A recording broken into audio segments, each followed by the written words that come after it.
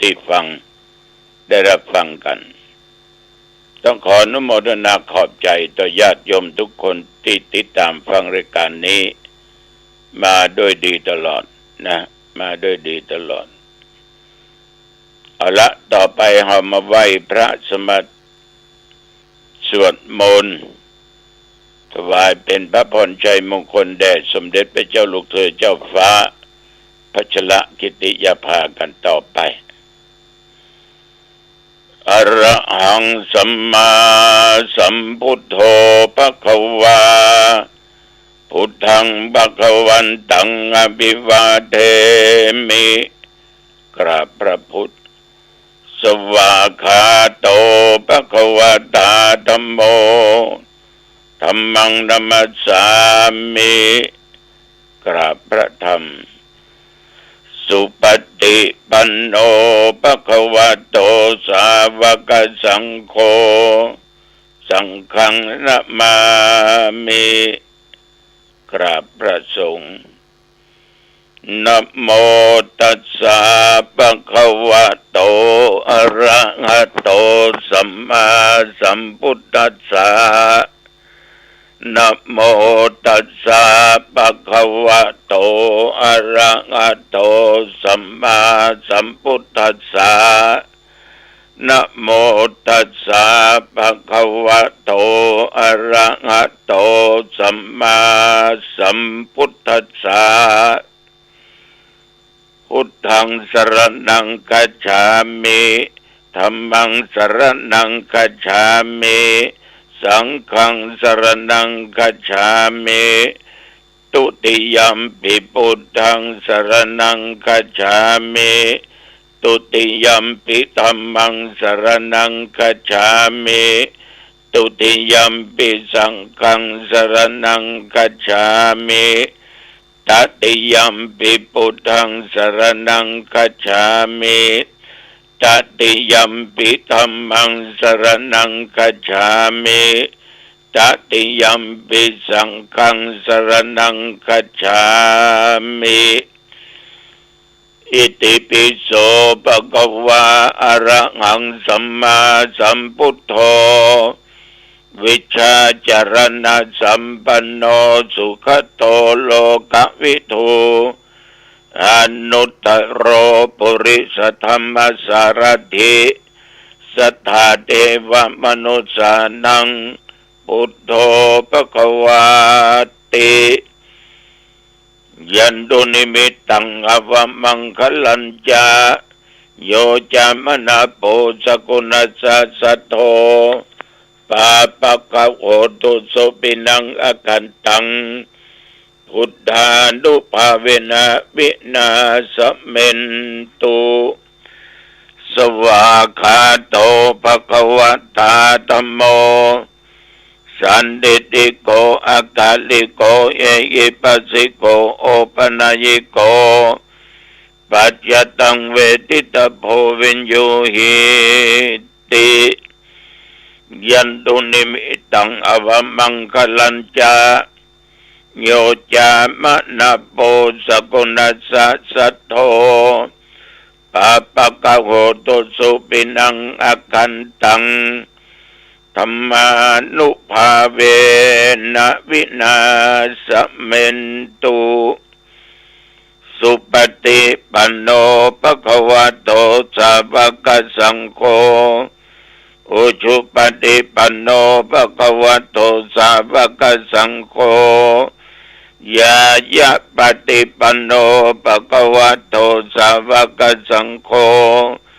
สามีจิปฏิปันโนภควโตสาวกสังโฆยะติตังจัตตาริปุริสยุคณิอัตถะปุริสปุคลา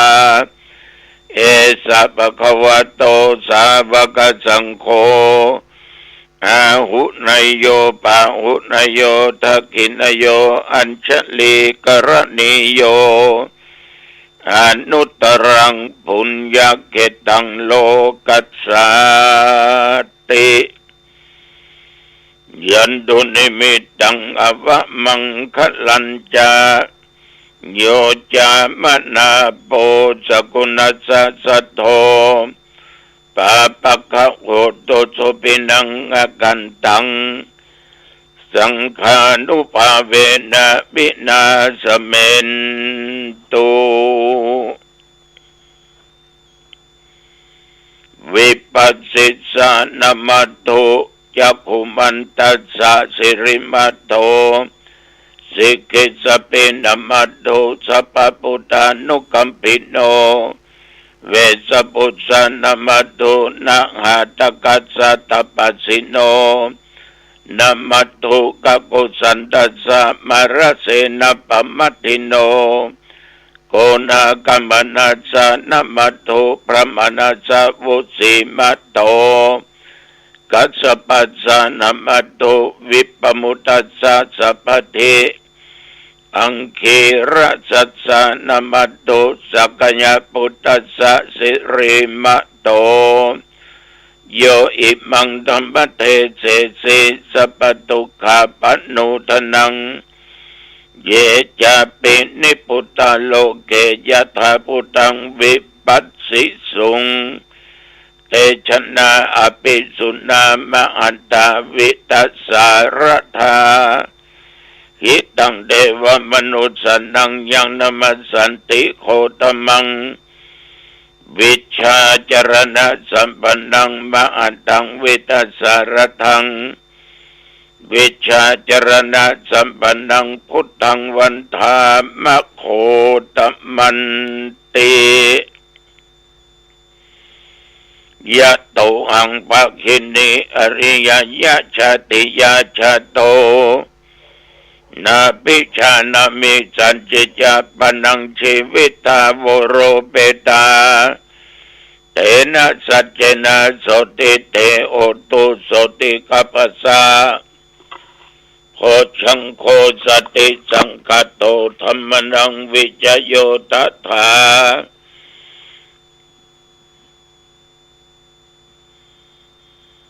ธัมมันังโพชังโคสติสังกัตโตธัมมนังวิจโยตัฏฐาวิริยัมปิติปัสสติโพชังคาจะตัฏฐาปะเรสมาธุเปกขโพชังคาสัตเตเตสัพพทักษินามุนินาสัมมัตตคาถาภาวิตาภาวุลิกตาสังวัตันติอภิญญายะนิพพานายะจะโพธิยาเอเตนะสัจจวัชเชนะโสติเตโอตุสัพพทาเอกัสสมิงสัมปเยนะโทมุขลานัญจกัสสปังคิลเนตุกิเตติสวาโพชังเกสตะเทสญิเตจัตตังอภินันดิตวาโรกามุตจิงสุตังคะเนเอเตนะสัจจวัชเชนะโสติเตโอตุสัพพทาเอกทาธรรมราชาปิเคลัญเยนะปิปิริโตจุนดาเทเรนะตัญเยวะพนาเปตวานัสสะทะรัง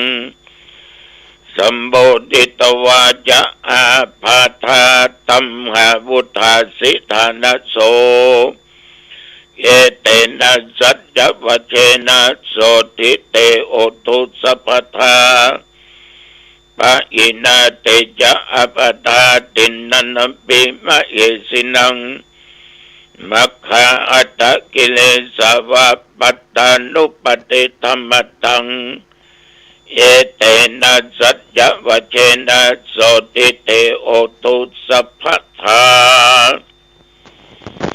ภวตุสัพพมังคัลลังรักขันตุสัพพเทวตาสัพพพุทธานุภาเวนะสัทธาโสติภวันตุเต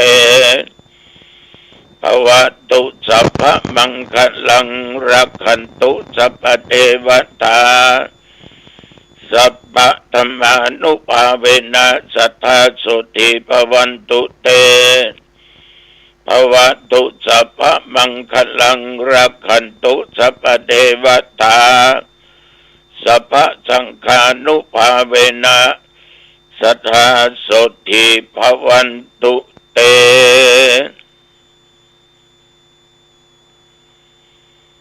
โดยเดชานุภาพคุณแห่งพระพุทธพระธรรมพระสงฆ์บทสาธยายมนต์อันศักดิ์สิทธิ์ด้วยจิตอันตั้งมั่นอาตมาขอถวายพระพรชัยมงคลแด่สมเด็จพระเจ้าลูกเธอเจ้าฟ้าพัชรกิติยาภาขอให้พระองค์ท่านจงได้ทรงหายจากอาการพระประชวรการเจ็บไข้ได้ป่วยขอให้หายมีพระสุขภาพพระมัยอันแข็งแรงดุจดั้งเดิมขอพระองค์จงทรงมีพระชนมายุยิ่งยืนนานได้120 พระพรรษายิ่งขึ้นไปขอถวายพระพร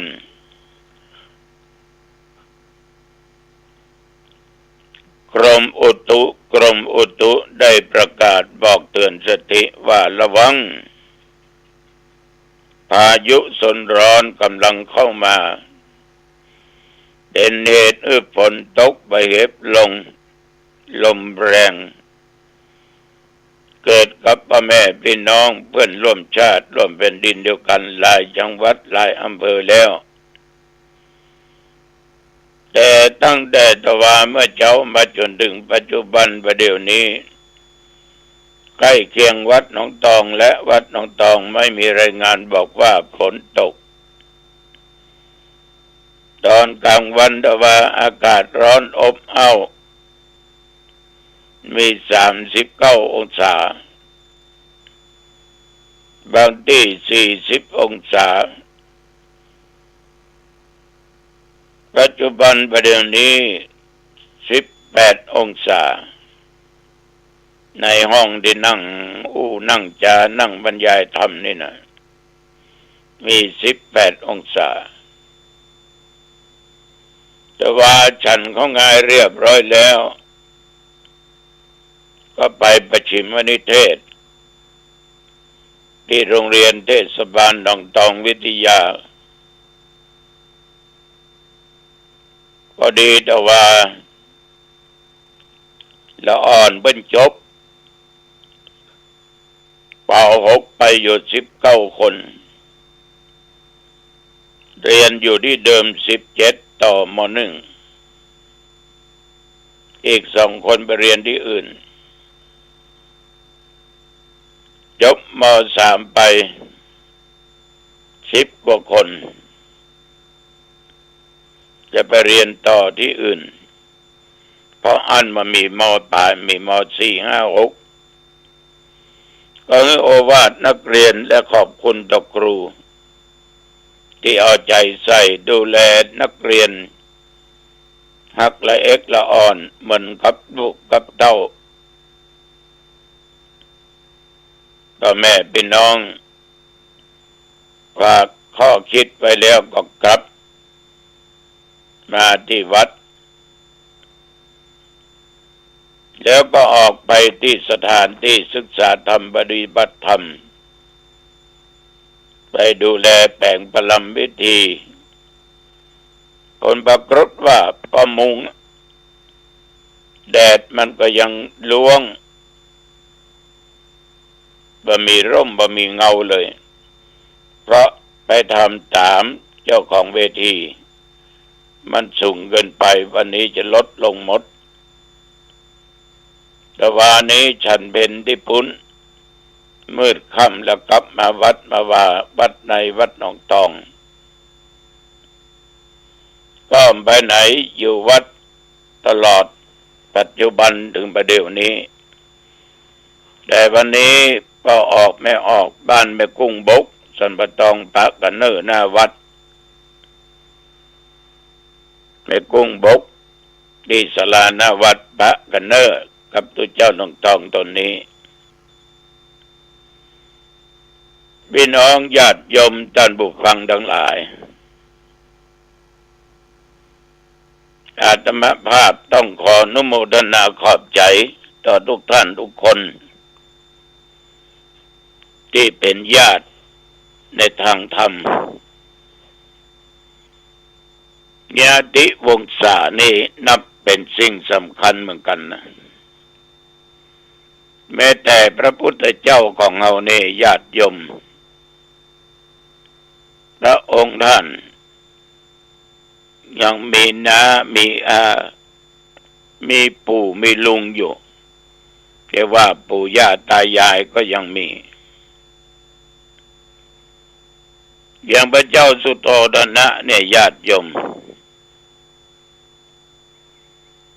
เพิ่นยังมีพี่น้องด้วยกันเนี่ยจัดนักจัดหลายมีถึงแม่หญิงมีถึงพ่อจ่ายพระเจ้าสุโธทนะเป็นลูกองค์เขาสุโกทนะอมิโตทนะโทโตทนะคณิโตทนะแล้วก็มีลูกไม่ยิงกัน2 องค์คือปมิตากับอมิตาทีนี้ก็มาฝ่ายของแม่เปิ้นก็มีป้ามีลุงสุปพุทธะกันทปานิแล้วก็ยังมีพระนางมายากำนางประชาบดีโคตมีเนี่ยคนเราเนี่ยต้องมีญาติมีพี่มีน้องแต่ญาติพี่น้องเนี่ยสำคัญยิ่งนะโยมนะในยุคปัจจุบันนะมักจะตัดญาติขาดและญาติบางคนนี้ผิดกันเถียงกันด่ากันตัดญาติขาดมิตรส่วนที่กรรมที่บางคนอู้ก็อู้บางคนกล่าวก็กล่าวต่อไปห้องเป็นพี่น้องกันละเป็นญาติกันละถ้าข้าตายก็ต้องมาเผาข้ามึงตายกูก็ถึงไปโอ้บดีก็หาบดีเนื้อเอาเป็นพี่น้องสายโลหิตเดียวกันจะเป็นญาติทั้งสามีจะเป็นญาติทั้งสีภรรยาเขาก็นับว่าเป็นญาติฉะนั้นญาติโยมทั้งหลายเวลาที่มันจำเป็นมันจะได้พึ่งพระอาศัยซึ่งกันและกันญาติพี่น้องเนี่ยจะไปแตกแยกกันอยู่ด้วยกันด้วยความสมัครสมาน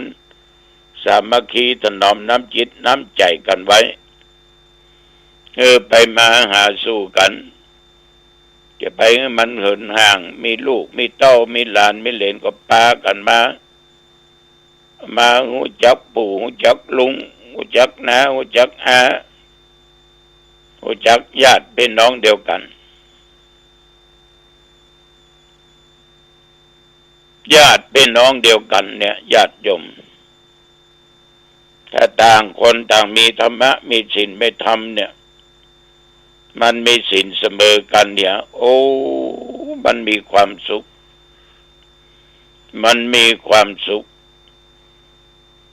มีปัญหาอย่างก็ปรึกษาหารือกันช่วยเหลือกันจุนเจือกันมีอย่างเป็นปากเป็นเสียงกันเล็กน้อยก็ให้อภัยซึ่งกันและกันบ่ถือสาหาโทษกันยามตกทุกข์ได้ยากก็ช่วยเหลือกันจุนเจือกันเอาจะไปช่วยญาติพี่น้องเดียวกันแล้วไปช่วยไผแต่มาแน่บางคนก็มีคนที่ญาติพี่น้องบอกเอาไปเอาคนอื่นนี่ทุกเจ้าก็ไม่จะห้ามนะไปช่วยคนอื่นนะเป็นสิ่งที่ดีแต่ถ้าเป็นญาติพี่น้องแล้วไม่ยอมช่วยเหลือไม่ยอมปรึกษากันกล่าวว่ากันติสินนินทากันเล่าหน้าจาขวนกันขนาดการออกจากท้องแม่เดียวกันมาแต่ไปอู้ไปจาในสิ่งบดีคนนั้นคนนี้ โอ้เหมือนก็เล่าควรตัวเก่าแล้วนะมันเลือดไผ่เชื้อไผ่น้ำตระกูลไผ่เอาไปเปิดเสื้อปนันหลังไปอู้สิ่งบดีญาติของตัวคนนั้นเป็นอย่างอี้คนนี้เป็นอย่างนั้นเล่าหน้าจากคนก็เหมือนเล่าตัวเองเลยนะเพราะเลือดเนื้อเชื้อไข่เดียวกันมันสมควรอย่างยิ่งที่เราจะต้องจุนเจือช่วยเหลือซึ่งกันและกันเมื่อมีปัญหาก็เป็นที่ปรึกษาหารือกันได้แต่มานึกถึงสมัยเมื่อสบายเมื่อปี63-64นะนอนห้องยาเข้าออกห้องยาถามว่าพี่น้องศรัทธาญาติโยมเนี่ยเปิ้นฮักก่อเปิ้นฮักเปิ้นเคารพเปิ้นนับถือไปเยี่ยมไปใจกันที่ห้องยาเต็มท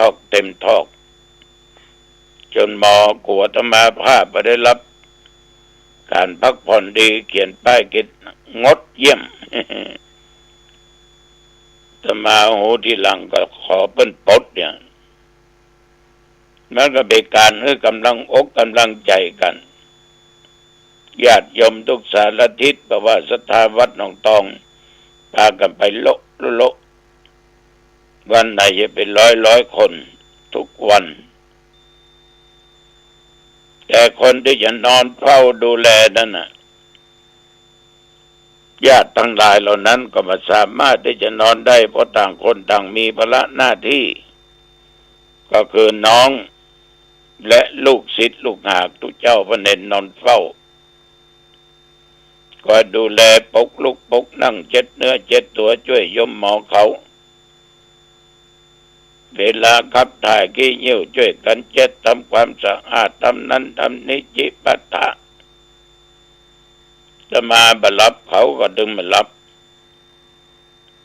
คอยดูแลอยู่ตลอดเวลานั่นคือพี่น้องเกิดร่วมท้องเดียวกันมาและลูกพระลูกเนนที่เขาเคยบวชเขาว่าเน้นวัตถุฉะนั้นยมทั้งหลายบากเอาญาตินั่นบัตถูกเนอะต้องเอานะให้ถนอมน้ำจิตน้ำใจกันเอามีปู่มีป้ามีน้ามีอาเนี่ยไปที่ไหนมันม่วนไปพบไปปะกินตาลกันอย่างกะชวนกันไปและได้หันหน้าหันตากันเวลาเจ็บเป็นเย็นอุ่นจะได้ดูแลรักษาช่วยกันอันนี้ตุเจ้าวัดหนองตองขอฝากไว้กับญาติกับโยมเด้อก็ลองนำไปคิดพิจารณาดูสำหรับพระเจ้าสุโธทนะเนี่ยญาติโยมเพิ่นก็ได้มาแต่งงานหรือวิเศษสมรสกับพระนางสิริมหามายาก็เป็นกู้สร้างกู้สมกู้บารมีทำมาหลายภพหลายชาติหลายภพหลายชาติเมื่อเป็นพระเวสสันดรก็เป็นพระเจ้าสนใจกับพระนางพุทธดีชาตินี้เป็น